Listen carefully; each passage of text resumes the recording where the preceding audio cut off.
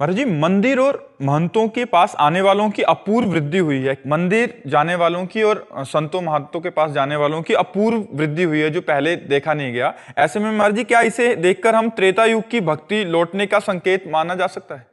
देखो, युग धर्म तो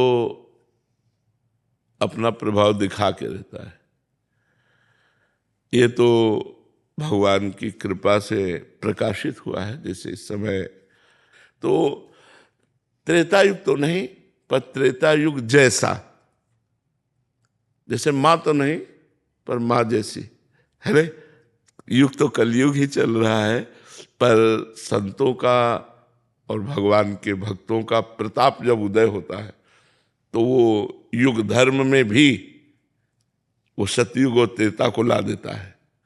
जैसे इस समय आप देखो, सतयुग में बैठे हैं, कोई प्रपंच नहीं, कोई कामना नहीं, कोई अशांति नहीं, एक अलौकिक आनंद आप अनुभव कीजिए, एक भागवतिक आनंद, एक मतलब दिव्य शांति।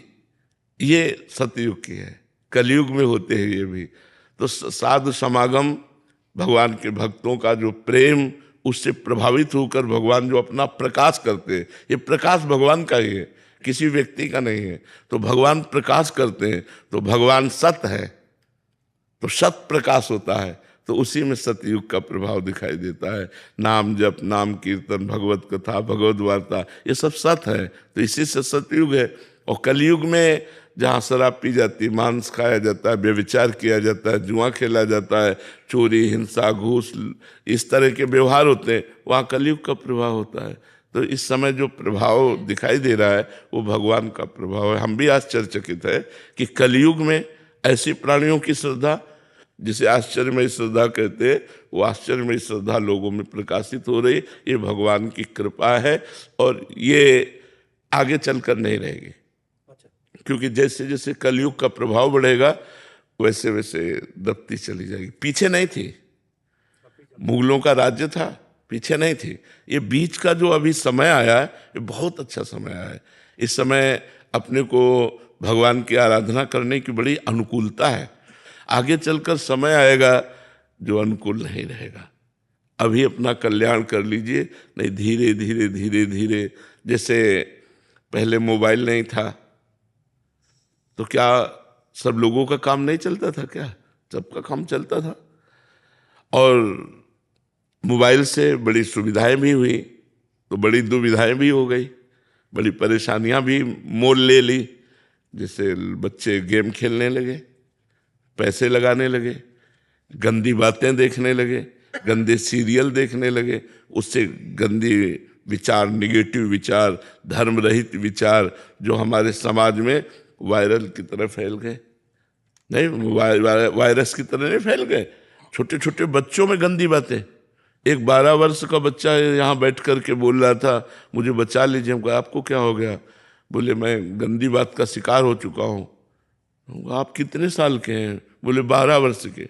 तो अब 12 वर्ष का बच्चा गंदी बात का शिकार हो गया तो इसका मतलब है गंदा संग। तो बहुत बढ़िया एकांत में गंदा संग मोबाइल से है। अपना कमरा बंद किया, बोले हम पढ़ रहे हैं और मोबाइल से गंदी बातें बच्चे देखें तो गंदे संस्कार बनते हैं।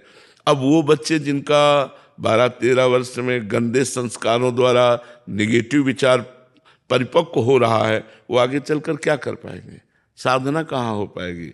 साधना की नींव तो बर्बाद हो गई। नींव तो बाल्यावस्था ही होती है। किसी भी उन्नति के लिए बाल्यावस्था को बहुत सुरक्षित रखने की आवश्यकता है।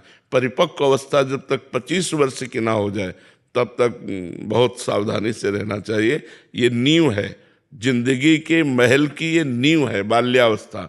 अब बाल्यावस्था में व्यसन, बच्चे नशा करने लगते हैं, ये सब कलयुग का प्रभाव है। नहीं तो त्रिकाल संध्या करना, गुरुकुलों में वास करना, बड़ा पवित्र जीवन बाल्यावस्था का होता था पहले। अब तो मतलब, तो अभी भजन कर लो, आगे समय आएगा जो भजन में सहयोग नहीं होगा। देखो, वातावरण का बड़ा प्रभाव पड़ता है। हम जैसे वातावरण में रहते हैं वैसी हमारी सोच बन जाती है। तो अगर हमें अच्छा वातावरण मिले तो हमारी अच्छी सोच हो जाएगी, गंदा वातावरण मिले तो गंदी सोच हो जाएगी। अच्छी सोच है आपकी लेकिन वातावरण गंदा है तो आपको लड़ना पड़ेगा।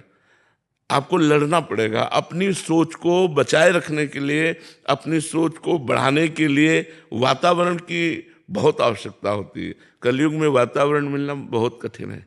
नहीं, आप कंठी तिलक ये सब लगा के जाएं और वो लोग शराब पी रहे हैं, आपका उपहास कर रहे हैं, तो आपको मतलब लड़ना पड़ेगा अपनी कंठी को बांधने के लिए, अपने तिलक को लगाने के लिए, नाम जप करने के लिए आपको लड़ना पड़ेगा, क्योंकि वो परमाणु आपको परास्त करने की कोशिश करेंगे और आपको सहयोग देने वाला बहुत कम चांस है, नहीं तो उपहास करने वाला ज्यादा। धीरे धीरे आगे चलकर समय ऐसा आएगा, इसलिए अभी चांस है अपने मन को भगवान के चरणों में, क्योंकि वातावरण बहुत अच्छा है, बहुत अच्छा वातावरण है।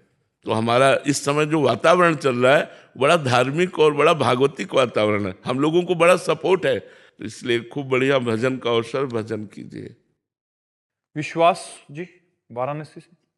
राधे राधे महाराज जी। महाराज जी, क्या समाज सेवा करने से प्रभु सेवा का मार्ग खुलता है? भाव बनाओ के, यदि हम प्रभु का भाव बनावें, सब में भगवान है, तो हम जो समाज की सेवा कर रहे हो अपने भगवान की सेवा कर रहे हैं, तो इससे प्रभु का मार्ग खुलेगा। और केवल समाज सेवा कर रहे हैं, भगवत भाव नहीं, तो पुण्य बनेगा। पुण्य कोई खास चीज नहीं होती, उससे लौकिक सुखों की वृद्धि होती है पुण्य से, लेकिन भगवत मार्ग खुल जाने पर अविनाशी पद की प्राप्ति होती है, दुखों का जड़ से नाश हो जाता है और जीव परमानंद में डूब जाता है। इसलिए हमें चाहिए कि समाज सेवा तो करें, पर उसमें अच्युत भावना युक्त, श्री कृष्ण भावना युक्त, मेरे भगवान इनमें विराजमान है, उस भावना से करें। किसी को वस्त्र दे रहे हैं तो भगवान के द्वारा दी हुई वस्तु को भगवान को दे रहे हैं, तो दीयम वस्तु गोविंदम तुभ्यमेव समर्पये। हे नाथ, आपने हमें वस्तु दी और आप इस रूप में आके स्वीकार कर रहे हैं, ये हुआ भगवत मार्ग। और मैं अपनी जैकेट मेहनत की कमाई हुई इनको दान दे रहा हूँ, ये हुआ पुण्य। तो पुण्य का थोड़ा बढ़कर लाभ मिलता है, लेकिन भगवत मार्ग तो दुख को जड़ से मिटा करके अनंत आनंद प्रदान करता है। इसलिए भगवत मार्ग खोलने के लिए हमें भगवत भावना की अत्यंत आवश्यकता है। जिसके साथ भी हम व्यवहार करें, भगवत भाव से व्यवहार करें। समझ पाया? पंकज गजेंद्र जी रायपुर से। राधे वल्लभ श्री। राधे राधे महाराज जी। महाराज जी, वाणी पाठ जब करो, मंत्र जब करो या आरती के समय मन स्थिर नहीं रहता, उस समय मन ज्यादा भटका। कोई परेशानी की बात नहीं। अगर भोजन पाते समय मन न लगे तो पेट तो भर ही जाएगा। मन न लगे तो पेट नहीं भरेगा क्या? पेट तो भर ही जाएगा। ऐसे ही हमारा कल्याण तो हो ही जाएगा। और आज मन नहीं लगा, लेकिन एक समय मन लग जाएगा। विषया आनंद का भोक्ता अभी मन है, तो उसको भोगों में अच्छा लगता है। देखो 3 घंटे फिल्म देखो, भला मन कहीं चला जाए तो बताना, लेकिन 3 घंटे नाम जप तो मन आपको परेशान कर देगा, क्योंकि इसका अभ्यास सत का नहीं है, असत का अभ्यास है। असत अभ्यास में ये मन राजी है और सत अभ्यास में ये राजी नहीं है। तो इसको राजी करना पड़ेगा, अभ्यास के द्वारा हमें इसे राजी करना पड़ेगा। जैसे एक संत से उनके शिष्य ने कहा कि आपने हमें जो नाम दिया राम राम, 18 वर्ष हो गए जपते हुए, कुछ लाभ तो दिखाई नहीं दे रहा। 18 वर्ष हो गए जपते हुए। तो उनका ठीक है, तुम हमें गुरु मानते हो? कहा। बोले हमारी कसम तुम्हें, जिस नाम को तुम 18 वर्ष से जप रहे हो लाभ नहीं मिला, बस कल तक मत जपना, कल हम तुम्हें दूसरा नाम देंगे। जाओ, कल तक तुम ऐसे ही रहो, एक बार भी नाम न जपना, तुम्हें हमारी कसम है। 18 वर्ष का अभ्यास, ही वो पीछे मुड़ा, श्री राम राम शुरू हो गया। वो रो पड़ा और रो के बोला, गुरुदेव ऐसा नहीं हो सकता, ऐसा नहीं हो सकता। अब मैं इसके बिना जी नहीं। बोले ये मिला है ये फल मिला है, मन राजी हो गया, अब तुम इसके बिना जी नहीं सकते, ये मिला है। भगवान नाम तुम्हारा जीवन बन चुका है, यही तुम्हें भगवत प्राप्ति करा देगा। नाम जप, वाणी पाठ, सतमार्ग, इसमें हो सकता है कि कुछ दिन आपको प्रगट में कोई फलानुभूति ना हो, कोई आनंद ना मिले, कोई लाभ ना दिखाई दे, लेकिन वो लाभ दे रहा है, आपके पापों का नाश कर रहा है, आपके अशुभों का नाश कर रहा है और आपको भगवान के नजदीक ले जा रहा है। आपकी समझ जिस दिन आएगी उस दिन आप निहाल हो जाएंगे। चुपचाप करते रहिए। ये असत क्रिया तो है नहीं। सोचो, जब गंदी क्रिया, असत क्रिया अपना फल दे के रहती है तो सत क्रिया क्यों नहीं फल देगी? हम वाणी पाठ कर रहे हैं, हम नाम जप कर रहे हैं, हम दूसरों की सेवा कर रहे हैं, वो हमें लाभ नहीं देगा। जब कोई गलत क्रिया हो जाती है तो उसका हमको दंड मिलता है भगवान के विधान के द्वारा।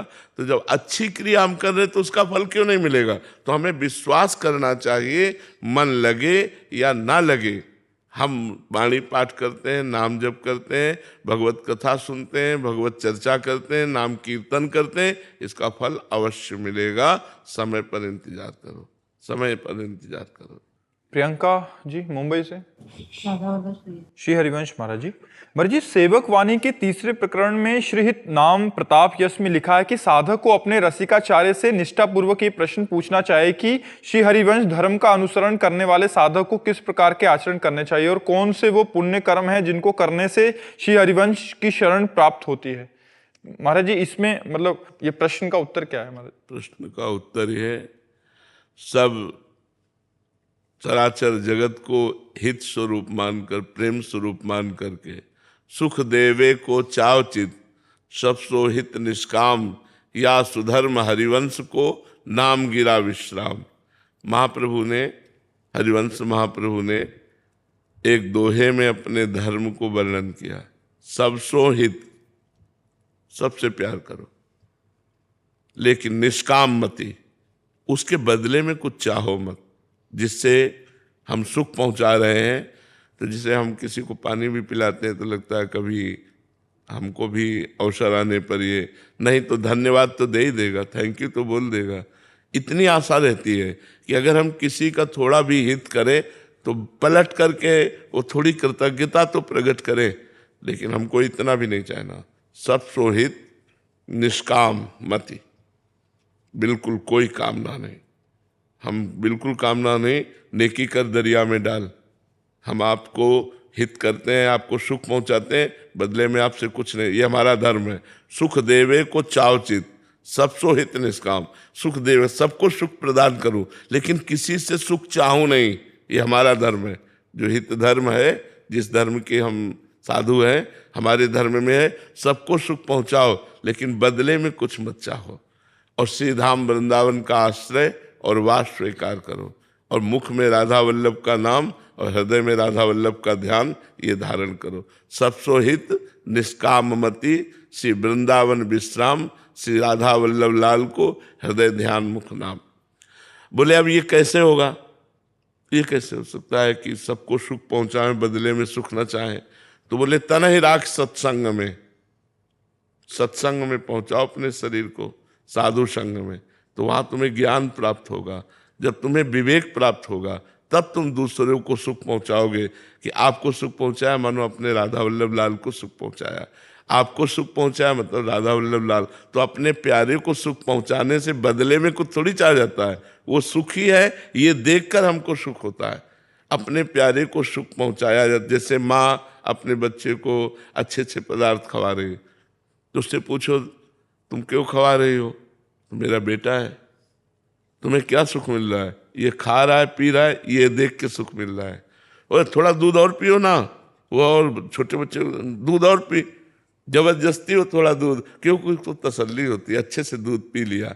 तो ये जैसे माँ अपने बेटे को सुख पहुंचाती है, बदले में कुछ चाहती नहीं, ऐसे हम पूरे जगत को सुख पहुंचाएं। उदार चरिता नाम वसुधैव कुटुंबकम, मेरा पूरा विश्व परिवार है, सबको सुख पहुंचाएं, बदले में कुछ ना चाहें, और मुख में राधा वल्लभ का नाम, हृदय में राधा वल्लभ का ध्यान कैसे होगा? तो बोले तनहि राख सत्संग में।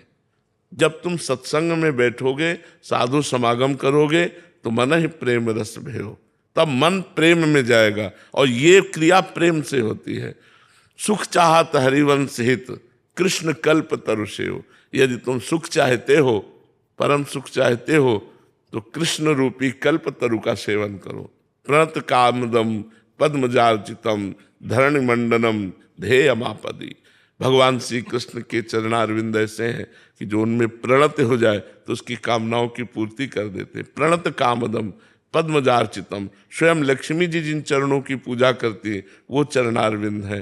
तो कृष्ण रूपी कल्पतरु का सेवन करो, सत्संग करो, तो तुम्हारी बुद्धि शुद्ध होगी, जिससे तुम चराचर जगत की सेवा कर पाओगे। तो हमारे धर्म का स्वरूप है सुख देवे को चावचित, सबसो हित निष्काम, या सुधर्म हरिवंश को नाम गिरा विश्राम। हर समय नाम जप चलता रहे, वाणी पाठ चलता रहे, सबकी सेवा बनती रहे, सब में भगवत भाव रहे, यही हमारा धर्म है।